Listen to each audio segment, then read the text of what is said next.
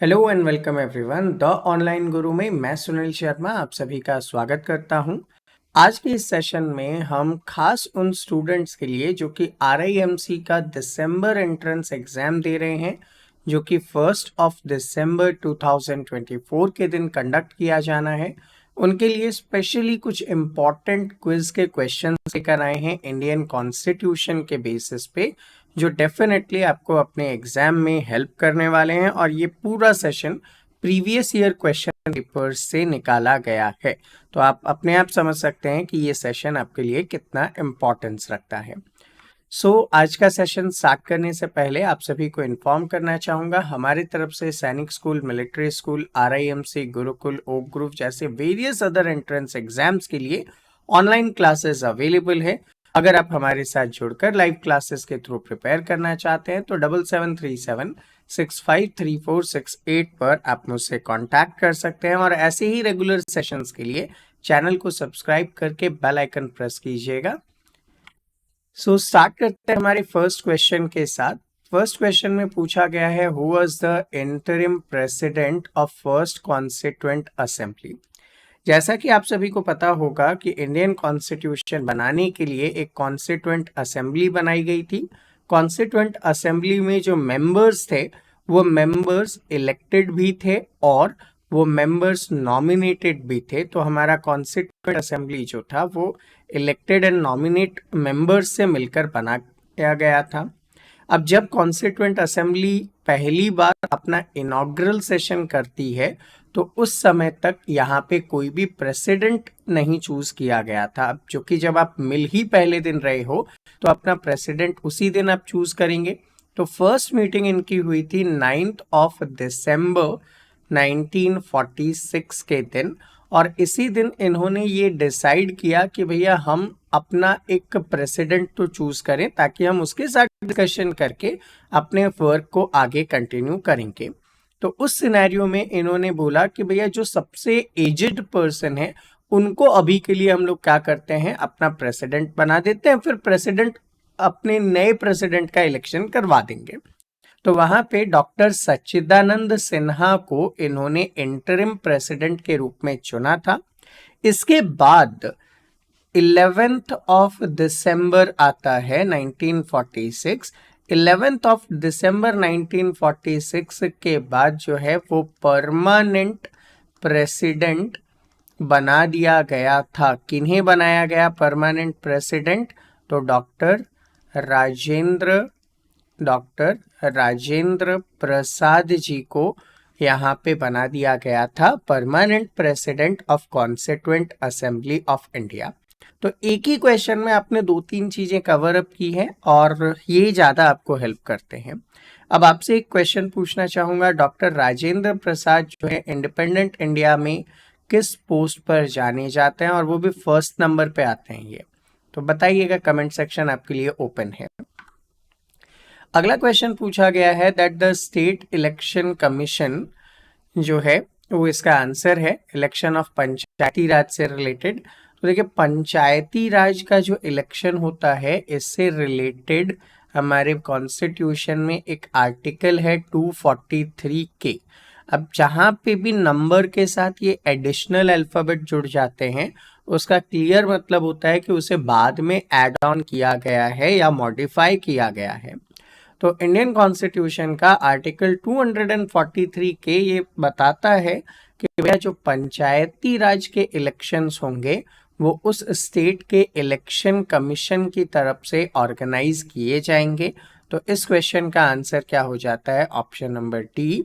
पंचायती Raj system के बारे में आप सभी को पता होगा, ये एक 3 टियर सिस्टम के रूप में जाना जाता है जहां पे विलेज एंड रूरल डेवलपमेंट से रिलेटेड फंक्शंस किए जाते हैं। नेक्स्ट क्वेश्चन पूछा जा रहा है, in which year was the United Nation founded. ठीक है, यूएन को हमने किस दिन फाउंड किया था? तो भैया अभी थोड़े दिन पहले ही आप लोगों ने सेलिब्रेट किया होगा यूएन डे। ठीक है, एक्चुअल में सीन क्या हुआ था कि वर्ल्ड वॉर सेकेंड हो गया था। वर्ल्ड वॉर सेकेंड के बाद आप लोगों ने ये भी देखा कि भैया हिरोशिमा एंड नागासाकी के ऊपर जो है वो एटम बम गिराए गए थे जिसका बहुत ज़्यादा मास डिस्ट्रक्शन हुआ था। ठीक है, और उन सब से फिर पूरे वर्ल्ड ने ये सोचा आउटकम लेते हुए कि भैया कुछ ऐसा करते हैं कि आगे इस टाइप के वॉर्स को रोका जा सके। तो यूनाइटेड नेशंस को स्टैब्लिश किया गया वहाँ पे। अब यूनाइटेड नेशंस को 24 अक्टूबर के दिन फाउंड किया गया था, इसलिए 24 अक्टूबर को हम लोग यूएन डे के रूप में भी मनाते हैं। और 1945 में इसे स्टैब्लिश किया गया था, तो 1945 यहाँ पे आपका आंसर होगा। एंड अगर आप लोग रिसेंटली हमारे सेशंस को विजिट कर रहे हैं तो सेशन में मैंने अक्टूबर करंट अफेयर्स में आपको ये भी बताया था कि यूनाइटेड नेशन नाम का जो वर्ड है वो सबसे पहले किसने दिया था। तो कमेंट सेक्शन ओपन है, कमेंट करके बताओ कि किसने यूएन का फर्स्ट नेम जो है वो किया था। अभी प्रेजेंटली 193 कंट्रीज इसका मेंबर है, जब बनी थी तो 50+ कंट्रीज इसका मेंबर थी। Which of the following is not one of the 3 branches of US government. देखिए रिसेंटली इलेक्शंस भी हुए हैं एंड आपको ये भी पता है कि भैया यूएसए का इलेक्शन जो है वो डोनाल्ड ट्रंप जी जीत चुके हैं। अब कई बार आपसे ये क्वेश्चन पूछा जा सकता है कि भैया डोनाल्ड ट्रंप की पार्टी क्या है। तो पहली चीज़ तो मैं क्वेश्चन से हटके थोड़ा सा एक्स्ट्रा इन्फॉर्मेशन आपको दे रहा हूँ ताकि आप अच्छे से एग्जाम में अपीयर हो सकेंगे। तो यूएस इलेक्शन हुआ, यूएस इलेक्शन में जो प्रेसिडेंट हैं वो प्रेसिडेंट के रूप में यहाँ पे जीत कर आ चुके हैं Donald Trump. Okay, current affairs में वैसे हम लोग इनको डिटेल्स में कवर करते हैं। डोनाल्ड ट्रंप की जो पार्टी है उसका नाम याद रखिएगा, इट इज़ रिपब्लिकन पार्टी। ठीक है, डोनाल्ड ट्रंप रिपब्लिकन पार्टी से बिलोंग करते हैं। एंड अब बात करते हैं कि यूएस की गवर्नमेंट के जो 3 पार्ट्स हैं वो कौन कौन से हैं। तो देखिए गवर्नमेंट के 3 पार्ट्स यहाँ पर आते हैं जिनमें होता है लेजिस्लेचर, एग्जीक्यूटिव एंड जुडिशरी। तो लेजिस्लेटिव का काम क्या होता है? To form a law, to form a law, कानून बनाने का काम होता है। एग्जीक्यूटिव का फंक्शन क्या होता है? टू इम्प्लीमेंट, ठीक है, इम्प्लीमेंट करना होता है उसको इन लॉज एंड चीज़ों को। एंड लास्ट में आता है जुडिशरी, वो ये चेक कर रहा होता है कि सब कुछ बाय द लॉ चल रहे हैं या नहीं चल रहे हैं। ठीक है, तो बाय द लॉ यानी कि रूल ऑफ लॉ को स्टैब्लिश करने में जुडिशरी यहाँ पे काम करती है। मिलिट्री जो है वो गवर्नमेंट का पार्ट नहीं होने की वजह से इस क्वेश्चन का आंसर जो है वो आपका मिलिट्री हो जाएगा। नेक्स्ट क्वेश्चन की तरफ बढ़ते हैं। Who was the first prime minister of India? तो ये तो यार बहुत सिंपल सा क्वेश्चन हो गया। ठीक है, first prime minister of India की अगर हम लोग बात करते हैं तो आप जानते हैं जवाहरलाल नेहरू जी को, जो इंडिया के फर्स्ट प्राइम मिनिस्टर के रूप में फंक्शन किए थे। जवाहरलाल नेहरू जी जो हैं वो 15 अगस्त 1947 से लेकर अपनी डेथ, ठीक है, इनकी जो डेथ हुई थी 1964, तब तक इंडिया के प्राइम मिनिस्टर के रूप में इन्होंने काम किया है। तो first prime minister Jawaharlal Nehru ji हो जाएंगे यहाँ पे। अगला क्वेश्चन है, how many languages does the Indian constitution recognise? भारतीय संविधान के अकॉर्डिंग कितनी भाषाओं को मान्यता प्राप्त है? तो देखिए इंडियन कॉन्स्टिट्यूशन में आप लोगों को एक चीज याद होनी चाहिए, 8th शेड्यूल। सो 8th शेड्यूल ये कहता है कि हमारे पास 22 लैंग्वेजेस जो हैं उनको हमने रिकॉग्नाइज किया हुआ है। तो यहाँ पे आपका आंसर क्या हो जाएगा? 8th शेड्यूल हो जाएगा। Next thing, which article was scrapped in 2019 to give special status to Jammu and Kashmir? ये ना एक तरीके से लैंडमार्क डिसीजन के रूप में जाना जाएगा। यहाँ पे आर्टिकल 370 एंड इसके पास था आर्टिकल 35A। ये 2 अलग स्पेशल आर्टिकल्स थे जम्मू एंड कश्मीर में। क्या था इसके बारे में थोड़ा सा ब्रीफिंग कर देता हूँ आप लोगों को। देखिए जब इंडिया इंडिपेंडेंस हुआ था तो उस टाइम पे एक act of Indian independence Britain की पार्लियामेंट में पास किया गया था। ब्रिटेन की पार्लियामेंट में जो एक्ट ऑफ इंडिपेंडेंस निकाला गया था उसमें ये कहा गया था कि ब्रिटेन इंडिया को छोड़ रहा है और छोड़ते हुए हमारी कंडीशन ये है कि हम इसका पार्टीशन करेंगे इंडिया एंड पाकिस्तान। जब इंडिया एंड पाकिस्तान बनाया जाएगा तो उस टाइम पे ईस्टर्न पाकिस्तान और वेस्टर्न पाकिस्तान, दो पाकिस्तान बनाए जाएंगे, ठीक है ना। ईस्टर्न पाकिस्तान और वेस्टर्न पाकिस्तान दो बनाए जाएंगे। दूसरी चीज, जितने भी राजा महाराजा हैं, जितने भी इंडिपेंडेंट प्लेसेस हैं, प्रिंसली स्टेट्स हैं, उनके पास ऑप्शन दिया गया that you can choose India, you can choose Pakistan, और you can be a independent country itself, ठीक है। तो उस सिचुएशन में जो सरदार वल्लभ भाई पटेल थे और उनके असिस्टेंट थे वीपी मेनन जी, इन्होंने मिलकर क्या काम किया, इन्होंने मिलकर ये काम किया कि इन सारे प्रिंसली स्टेट को एक करने का काम किया। वहां पे कुछ प्रॉब्लम्स रह गई, कुछ स्टेट्स नहीं मिलना चाहते थे, लाइक जूनागढ़ था, हैदराबाद था और जम्मू एंड कश्मीर था। क्वेश्चन जम्मू एंड कश्मीर के बेसिस पे है, तो हम अभी जम्मू एंड कश्मीर की ही बात करते हैं। वहां के जो राजा थे वो थे हरि सिंह जी, वो इंडिया में मर्ज होने को तैयार नहीं थे। तभी सडनली क्या होता है, एक कबायली अटैक हो जाता है उनके ऊपर, और उस टाइम पीरियड पे वो इंडिया में मिलने के लिए इंस्ट्रूमेंट ऑफ एसेसन को साइन करते हैं। उस टाइम पे उनकी शर्त ये थी कि भैया हम इंडिया में मिल तो रहे हैं, लेकिन इंडिया के कॉन्स्टिट्यूशन का कोई भी पार्ट अगर हमारे ऊपर आएगा तो वो पहले हम पास करेंगे, उसके बाद हमारे ऊपर एप्लीकेबल होगा। मतलब हम इंडिया के रूल्स एंड रेगुलेशन को मानने के लिए इंडिपेंडेंट होंगे, हमारे स्टेट का खुद का एक फ्लैग होगा, हमारे स्टेट का अलग एक स्टेटस यहाँ पे होगा। वो था आर्टिकल 370 एंड 35A, जिसको इंडियन गवर्नमेंट ने अब रिवोक कर दिया है और जम्मू एंड कश्मीर को भारत का अभिन्न अंग बना लिया गया है। ये कारनामा किस दिन हुआ था, तो ये कारनामा हुआ था 5 अगस्त 2019 के दिन ये कारनामा कीर्तिमान स्थापित किया गया था।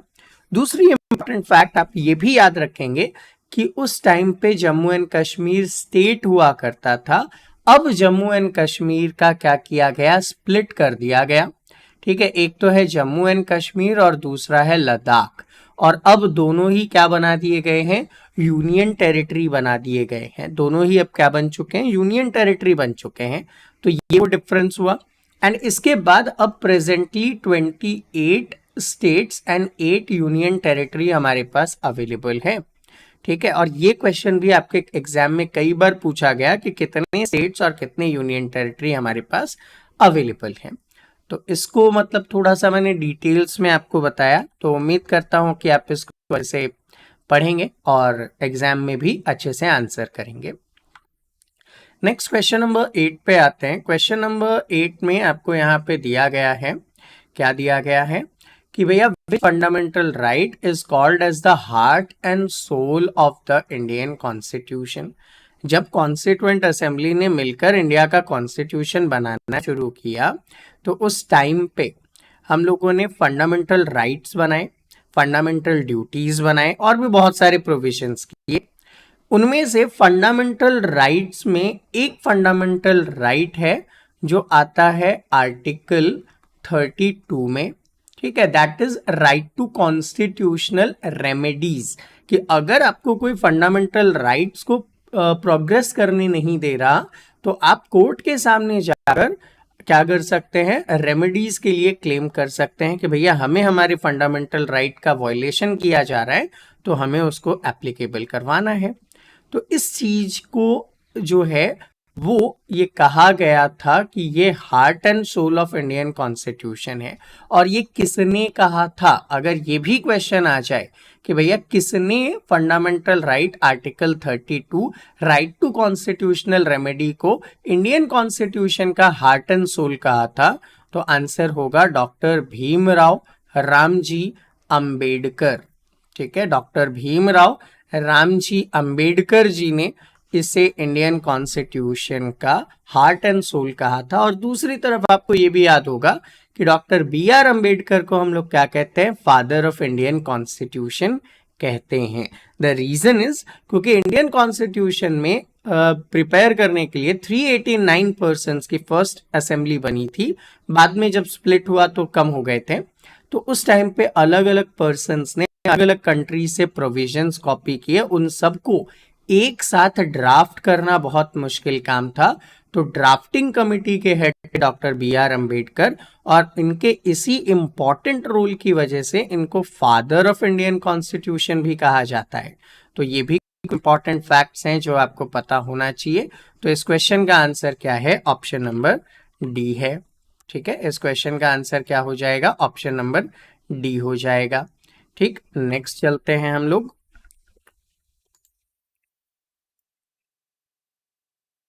Next question number 9, total number of seats in the upper house of the parliament is. अब देखिए, सबसे पहले तो आपको अपर हाउस और लोअर हाउस का कॉन्सेप्ट पता होना चाहिए। हमारा जो इंडियन पार्लियामेंट है, ठीक है, इंडियन पार्लियामेंट के 3 पार्ट होते हैं। जी हाँ, 3 पार्ट होते हैं। Number 1 is president of India, और 2 हाउसेज हैं हमारे पास। एक क्या है हमारे पास? अपर हाउस, और एक क्या है हमारे पास? Lower house. ठीक, याद रखने का ट्रिक, एल फॉर लोअर ना, तो एल फॉर लोकसभा। ठीक है, शॉर्ट में मैं एल एस कर देता हूं यहाँ पे। ठीक है, तो एल फॉर क्या है यहाँ पे? लोअर हाउस, तो L for Lok Sabha. Upper house को हम लोग बोलते हैं राज्यसभा। ठीक है, तो पूछा क्या गया है कि भैया राज्यसभा के अंदर नंबर ऑफ सीट्स कितनी होती हैं। तो राज्यसभा की अगर हम लोग यहाँ पे बात कर रहे हैं, तो देखो बेटा, राज्यसभा का टोटल 250 अपर लिमिट है। अब ये 250 भी कैसे होते हैं? तो 250 में से 2 डिवीजन है। 2 डिवीजन क्या है? एक तो -12 कर लीजिएगा आप। ठीक है, तो कितना? 238। 238 जो होते हैं वो इलेक्टेड होते हैं, और ये 12 जो होते हैं वो नॉमिनेटेड होते हैं। इन 12 का नॉमिनेशन कौन करता है? प्रेसिडेंट ऑफ इंडिया इनको नॉमिनेट करते हैं। ठीक है, प्रेसिडेंट ऑफ इंडिया जो है वो इन 12 लोगों को नॉमिनेट करने का पावर रखते हैं। तो ऐसे कुल मिला के 250 मेंबर्स जो हैं वो यहाँ पे अवेलेबल होते हैं। तो अब एक बच गया, क्या बच गया सर? तो लोअर हाउस बच गया। लोअर हाउस के मेंबर्स कितने होते हैं? चलिए, कमेंट सेक्शन आपके लिए ओपन है। अगला क्वेश्चन पूछा गया है यहाँ पे फाइनेंस कमीशन से रिलेटेड। फाइनेंस कमीशन अपनी रिपोर्ट किसको देता है? पहली चीज तो भैया, फाइनेंस कमीशन होता क्या है, ये करता क्या है, वो भी तो पता हो, तब तो हम देखेंगे कि ये रिपोर्ट किसको देगा। तो अब सब जानते हैं कि आप लोग कहीं ना कहीं गवर्नमेंट को टैक्स देते हैं, चाहे आप डायरेक्ट टैक्स देते हो, चाहे आप इनडायरेक्ट टैक्स देते हो। एग्जाम्पल बताता हूं, अगर आप कहीं पे जॉब करते हैं, आपके पेरेंट्स, आप तो नहीं, आपके पेरेंट्स अगर कहीं पे जॉब करते हैं, उनको सैलरी मिलती है, तो उस सैलरी में से एक परसेंटेज कट करके गवर्नमेंट के पास एज अ टैक्स देना पड़ता है। वो होता है direct tax. Indirect tax, suppose आपने डेयरी मिल्क परचेज किया, या फिर आपने कोई टॉफी, चिप्स, कुछ भी आपने परचेज किया, अगर आप उस पे देखेंगे तो लिखा होता है MRP inclusive of all taxes. तो वहां पे भी आप क्या कर रहे होते हैं? टैक्स दे रहे होते हैं। ठीक है, वहां पे भी आप क्या कर रहे होते हैं? टैक्स दे रहे होते हैं। तो उसको बोलते हैं इनडायरेक्ट टैक्स। अब आपको पता है कि हमारे यहाँ पे गवर्नमेंट डिफरेंट डिफरेंट लेवल पे फंक्शन करती है। जैसे कि एक तो यूनियन गवर्नमेंट होती है, ठीक है, जिसको हम सेंट्रल गवर्नमेंट भी बोलते हैं, और एक स्टेट गवर्नमेंट भी होता है। सबके अलग अलग काम है, आपने लिस्ट पढ़ा होगा। ठीक है, तो यूनियन गवर्नमेंट का काम है कि भैया डिफेंस रिलेटेड काम करेंगे हम, टेलीकम्युनिकेशंस रिलेटेड काम करेंगे, इंटरनेशनल रिलेशन रिलेटेड काम करेंगे। स्टेट गवर्नमेंट के पास अपने काम है कि भैया मैं मेरे स्टेट में रोड्स बनाऊंगा, मैं मेरे स्टेट्स में गवर्नमेंट स्कूल्स खोलूंगा, ठीक है, मैं अपने स्टेट्स में हॉस्पिटल्स खोलूंगा। तो पैसे तो दोनों को ही चाहिए। तो इस टैक्स के पैसे का बंटवारा यूनियन गवर्नमेंट और स्टेट गवर्नमेंट में कितना कितना करना है, वो डिसाइड करने के लिए इंडियन प्रेसिडेंट क्या करते हैं? फाइनेंस कमीशन बनाते हैं। ठीक है, इंडियन गवर्नमेंट के जो प्रेसिडेंट होते हैं ना, वो क्या करते हैं? फाइनेंस कमीशन बनाते हैं। और ये जो फाइनेंस कमीशन है, ये रिपोर्ट भी किसको देगा भाई? जिसने अपॉइंट किया आप उसी को तो रिपोर्ट दोगे। तो प्रेसिडेंट ऑफ इंडिया ने अपॉइंट किया था, तो ये रिपोर्ट भी प्रेसिडेंट ऑफ इंडिया को देते हैं।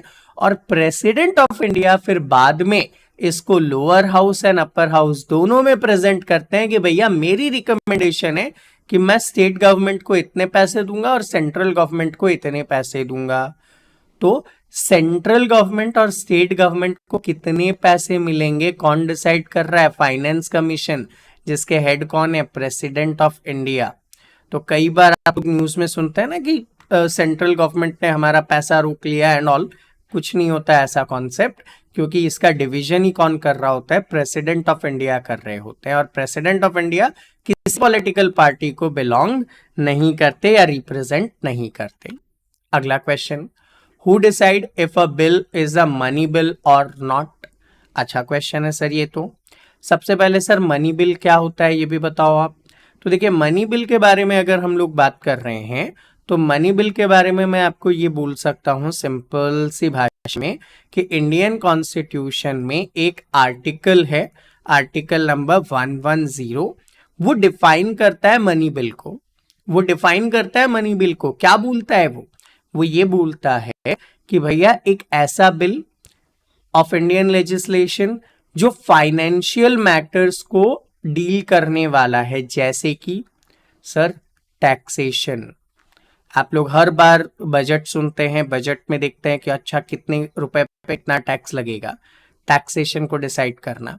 पब्लिक एक्सपेंडिचर, पब्लिक एक्सपेंडिचर जो गवर्नमेंट वर्कर्स है ना, उनको कुछ खर्चा मिलता होगा ना जॉब करने के लिए, वो एटसेट्रा एटसेट्रा चीजें मनी बिल में आती है। और मनी बिल से रिलेटेड ये रूल है कि इसको लोकसभा में जो पॉलिटिकल पार्टी पावर में है वो प्रेजेंट करती है और वो ही इससे रिलेटेड फंक्शन करती है। दूसरी चीज, मनी बिल को पास होने से कोई नहीं रोक सकता। राज्यसभा मनी बिल को पास होने से नहीं रोक सकती। अगर लोकसभा से मनी बिल पास होकर गया, वो कि ऑब्वियस है कि पास होगा, क्योंकि लोकसभा में मेजॉरिटी वाले जो पर्सन होते हैं वही तो वहां पे क्या हो जाते हैं पीएम हो जाते हैं। तो अगर वहां से कोई बिल पास होकर राज्यसभा में गया और राज्यसभा ने मना कर दिया कि नहीं पास करते हम इसको, तो भी क्या हो जाएगा, 14 डेज के बाद उसको पास मान लिया जाएगा। तो 14 डेज से ज्यादा रोकने की पावर वहां पे राज्यसभा की भी नहीं है। तो इन केस क्या बन गया? इन केस ये बन गया कि भैया मनी बिल को पास होने से कोई नहीं रोक सकता। तो अब प्रॉब्लम क्या हो सकता है? प्रॉब्लम ये हो सकता है कि ऐसे तो रूलिंग गवर्नमेंट जो भी है वो अपनी मन मर्जी से किसी भी बिल को बोलेगी ये मनी बिल है, पास करो। तो प्रॉब्लम हो जाएगी ना, फिर तो हमारा देश, हमारा कॉन्स्टिट्यूशन कैसे वर्क करेगा? तो हमारे कॉन्स्टिट्यूशन में ये प्रोविजन दिया हुआ है कि जो स्पीकर होता है ना लोकसभा का, वो डिसाइड करेगा कि ये मनी बिल है या नहीं है। ठीक है, तो पॉलिटिकल पार्टी के बोलने से कुछ नहीं होगा। मनी बिल है या नहीं कौन डिसाइड कर रहा है? स्पीकर ऑफ द लोकसभा यहाँ पे डिसाइड कर रहा है। तो इसका आंसर क्या हो गया आपके पास? Option number C. Next question, question number 12 पूछा गया कि भैया नेशनल वोटर्स डे कब मनाया जाता है? तो आप सभी को पता है कि इंडियन कॉन्स्टिट्यूशन में आपको एक फंडामेंटल राइट और एक फैसिलिटी दी हुई है, राइट टू वोट। ठीक है, फंडामेंटल राइट में या फिर आप नॉर्मली राइट्स में आप इसको क्लेम करिए कि हमारे पास क्या है, राइट टू वोट है। अच्छा, वोट करना कैसे? तो भैया यूनिवर्सल अडल्ट फ्रेंचाइज आपको दिया गया है। यूनिवर्सल अडल्ट फ्रेंचाइज भी आपके एग्जाम में आया हुआ है। तो यूनिवर्सल अडल्ट फ्रेंचाइज आपको ये डिफाइन करता है कि भैया जो भी पर्सन इस एज ग्रुप के ऊपर होगा, पहले ये एज ग्रुप 21 थी, अब ये एज ग्रुप 18 कर दी गई है। तो जो भी बंदा 18 ईयर्स एंड अबव होगा वो इलेक्शंस में पार्टिसिपेट करेगा और वोटिंग करने वाला है। तो ऐसे में वोट करवाने के लिए एक ऑर्गेनाइजेशन होगा, उस ऑर्गेनाइजेशन का नाम है election commission of India. Election commission of India जो है वो 25 जनवरी 1950 को बनाया गया था। तो 25 जनवरी को हम लोग नेशनल वोटर्स डे के रूप में मनाते हैं। ठीक है, तो इलेक्शन कमीशन ऑफ इंडिया, ठीक है, से रिलेटेड एस्टैब्लिशमेंट याद रखना 25 जनवरी 1950 को इसको एस्टैब्लिश किया गया था। इस वजह से हम लोग क्या करते हैं, 25 जनवरी को नेशनल वोटर्स डे मनाते हैं। अगला क्वेश्चन देखिएगा, राज्यसभा वाज फर्स्ट कॉन्स्टिट्यूटेड इन। अब इतनी सारी बातें हम लोग लोकसभा राज्यसभा के बारे में कर ही चुके हैं, तो डेट भी जान लेना इंपॉर्टेंट ही होगा। ठीक है, राज्यसभा जिसको अपर हाउस बोलते हैं, ये पहली बार 3 अप्रैल 1952 को कॉन्स्टिट्यूट हुआ था after the adoption of Indian constitution. भारतीय संविधान को अंगीकृत करने के बाद पहली बार इसको कॉन्स्टिट्यूट किया गया था। तो 1952 आपके लिए इंपॉर्टेंट डेट है यहाँ पे, जिसको आप लोग मिस आउट नहीं कर सकते। अगला क्वेश्चन था, which state has no panchayati raj institution. आपने कहा सर इंडिया में 3 टायर सिस्टम अवेलेबल है, लोकल सेल्फ गवर्नमेंट अवेलेबल है, तो ऐसे कौन से स्टेट्स हैं जहां पे ये लोकल सेल्फ गवर्नमेंट या पंचायती राज इंस्टीट्यूशंस नहीं होते हैं। देखो एक्चुअल में क्या है, वहां पे उनका खुद का मैकेनिज्म है, ट्रेडिशनल विलेज काउंसिल होते हैं इसकी जगह पे। तो कौन कौन सी जगह हैं उनके नाम आपको पता होना चाहिए। देखो सबसे पहला तो पूरा का पूरा नागालैंड, ठीक है, पूरा नागालैंड, तो आंसर भी आपका नागालैंड है। इसके बाद मेघालय और मिजोरम, ठीक है, मेघालय एंड मिजोरम का कुछ पार्ट, पूरा नहीं सिर्फ कुछ पार्ट है जहां पे पंचायती राज सिस्टम एप्लीकेबल नहीं होते हैं। उस पे क्या एप्लीकेबल होते हैं, तो यहाँ पे इनका ट्रेडिशनल विलेज काउंसिल्स जो हैं वो उपलब्ध होते हैं। तो पूरा तो कहाँ नहीं होता, नागालैंड में नहीं होता, तो नागालैंड को आंसर चूज किया है। एंड पार्टली फिर मिजोरम और मेघालय है, तो उसको तो आंसर में नहीं ले सकते। अगला क्वेश्चन पूछा जा रहा है, which of the following states was the first to establish panchayati raj institution. तो पहला राज्य जहां पे पंचायती राज इंस्टीट्यूशन को एप्लीकेबल किया गया, तो देखिए हमारा राजस्थान था जहां पे सबसे पहली बार इसको एप्लीकेबल किया गया। ठीक है, राजस्थान में 2 अक्टूबर गांधी जी का बर्थडे आता है यहाँ पे 2 अक्टूबर को। तो 2 अक्टूबर 1959 के दिन प्राइम मिनिस्टर जवाहरलाल नेहरू ने राजस्थान में एक प्लेस है जिसका नाम है नागौर, वहां पे फर्स्ट प्लेस जहां पे पंचायती राज इंस्टीट्यूशंस को स्टार्ट किया गया था। तो याद रखिएगा वो प्लेस है नागौर, कहाँ आता है, राजस्थान में। किसने स्टार्ट किया, पंडित जवाहरलाल नेहरू जी ने, जो उस टाइम पे इंडिया के प्राइम मिनिस्टर थे। और किस दिन स्टार्ट किया, तो 2 अक्टूबर 1959 को किया। 2 अक्टूबर 1959 को क्या होता है, गांधी जी का बर्थडे होता है। ठीक है, एंड अब आपसे एक क्वेश्चन पूछना चाहूंगा, जवाहरलाल नेहरू का बर्थडे आप कैसे सेलिब्रेट करते हैं। ठीक है, पंडित जवाहरलाल नेहरू का बर्थ डेट आप कैसे सेलिब्रेट करते हैं, कमेंट सेक्शन आपके लिए ओपन है, दिखाइए कि आप कितने प्रिपेयर्ड हैं। अगला question, who prepared the preamble of Indian constitution. भारतीय संविधान का जो प्रारूप है, प्रीएम्बल है, वो किसने बनाया था। तो जब इंडियन कॉन्स्टिट्यूशन की मीटिंग हो रही थी, कॉन्स्टिट्यूएंट असेंबली की इंडियन कॉन्स्टिट्यूशन बनाने के लिए, तो उस समय पंडित जवाहरलाल नेहरू जी ने एक ना प्रपोजल रखा था, ठीक है, जिसका नाम था ऑब्जेक्टिव रेजोल्यूशन। ऑब्जेक्टिव रेजोल्यूशन क्या था कि dear president of our constituent assembly, मैं आपसे रिक्वेस्ट करता हूं कि इंडिया का कॉन्स्टिट्यूशन ऐसा ऐसा ऐसा होना चाहिए। अब जहां मैं बोल रहा हूं ऐसा ऐसा ऐसा होना चाहिए, तो भैया कैसा होना चाहिए, ठीक है, कैसा होना चाहिए। तो आप सब की अगर गवर्नमेंट की बुक्स आप लोग यूज करते हैं तो वहां पे आपको लिखा हुआ मिलता है एक पेज पे, प्रीएम्बल ऑफ इंडिया, और वहां लिखा होता है we the people of India having solemnly resolved to constitute India into a sovereign socialist secular democratic republic and to secure to all its citizens justice of social, economic and political, liberty of thought, expression, belief, faith and worship, equality of status and opportunity, and to promote among them fraternity, assuring the dignity of the individual and the unity and integrity of the nation. In our constituent assembly and लापला जिस दिन उसको applicable किया गया, तो ये वो date था, किसने रखा ऑब्जेक्टिव रेजोल्यूशन? पंडित जवाहरलाल नेहरू जी ने ऑब्जेक्टिव रेजोल्यूशन रखा था, जिसको हम लोगों ने बाद में प्रीएम्बल के रूप में नाम दे दिया और उसको एप्लीकेबल कर दिया। हालांकि प्रीएम्बल को कॉन्स्टिट्यूशन ऑफ इंडिया का पार्ट नहीं माना जाता, it is not enforceable by law, कई केसेस में ऐसे डिसीजन दिए गए हैं, एंड फिर भी it is known as heart and soul, क्योंकि ये संविधान की मूल भावना को रिप्रेजेंट करने का काम करता है। तो आंसर क्या हो जाएगा? नंबर ए हो जाएगा। अगला क्वेश्चन, पंचायती राज सिस्टम जो है वो कितने टीयर का सिस्टम यहाँ पे बताया गया है?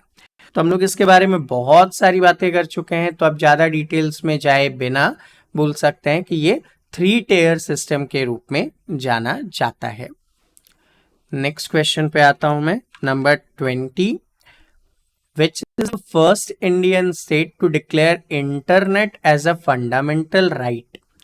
ठीक है, इंटरनेट एक फंडामेंटल राइट है, ऐसा किस इंडियन स्टेट ने बोला? तो आंसर हो जाएगा केरला ने बोला था। कब बोला था? 2019 में केरला ने बोला था कि भैया हम लोग इंटरनेट को एज अ फंडामेंटल राइट के रूप में आपको अवेलेबल करवाएंगे।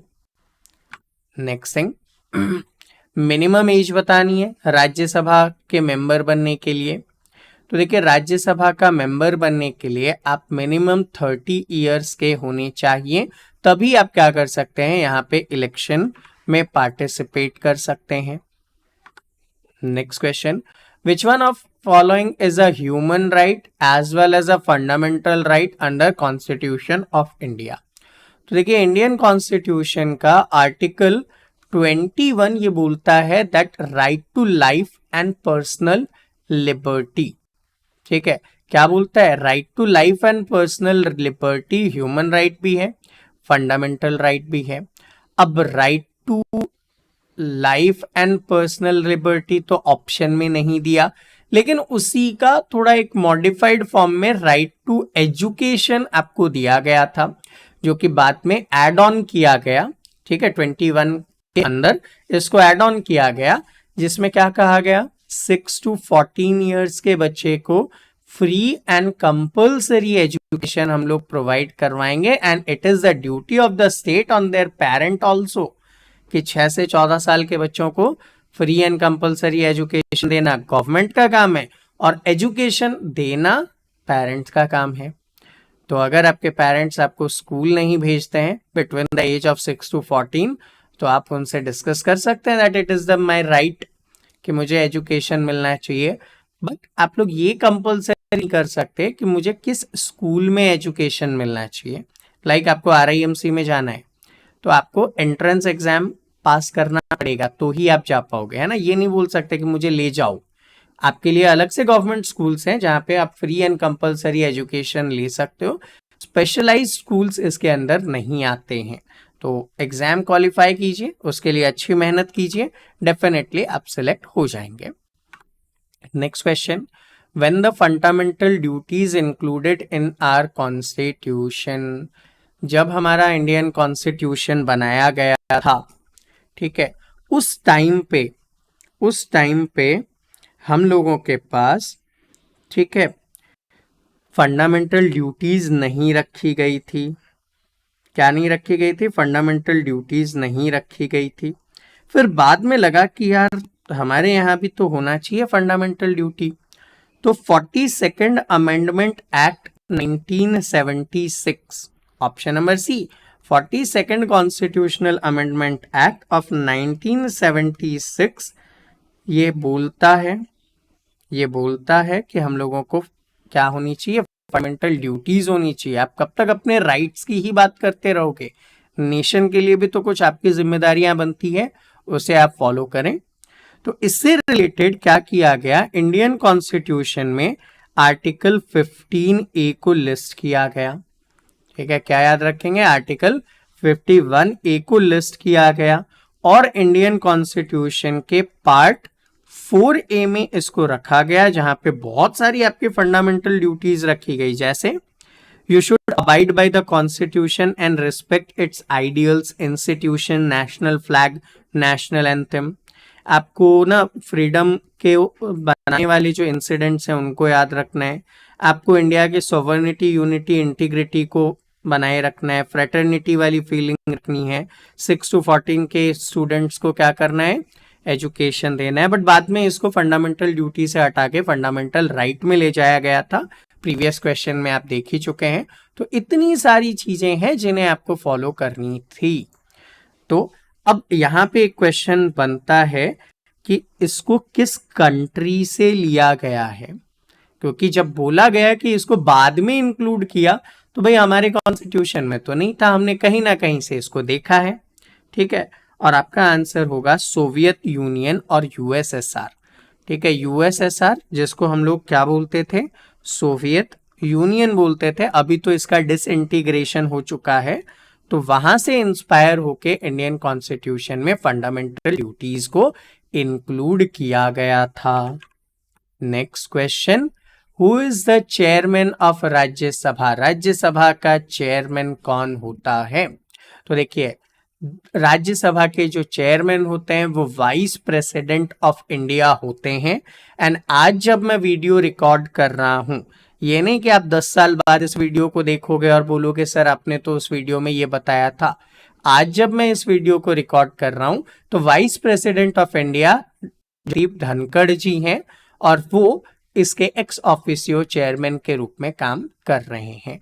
तो याद रखना, राज्यसभा के चेयरमैन को वाइस प्रेसिडेंट होते हैं। तो वाइस प्रेसिडेंट अभी प्रेजेंटली क्या है, जगदीप धनखड़ जी हैं, जिन्हें आप याद रख सकते हैं। सो स्टूडेंट, ये था हमारा आज का सेशन। आई होप आप सभी को हेल्पफुल लगा होगा। इफ यस देन डेफिनेटली एक थम्स अप बनता है इस वीडियो के लिए। एंड अगर ऐसे ही रेगुलर सेशंस देखना चाहते हैं तो चैनल को सब्सक्राइब कर लीजिए, बेल आइकन प्रेस कीजिए ताकि टाइमली आपको वीडियो के नोटिफिकेशंस मिल सके। एंड वेरियस प्लेटफॉर्म पे आप हमें फॉलो कर सकते हैं, जिसके लिंक नीचे डिस्क्रिप्शन में दिए गए हैं। एंड अगर आप हमारे साथ जुड़कर लाइव क्लासेस के थ्रू प्रिपेयर करना चाहते हैं तो 7737653468 पर आप मुझसे कांटेक्ट कर सकते हैं। मिलते हैं आपसे अगले सेशन में, तब तक के लिए जय हिंद।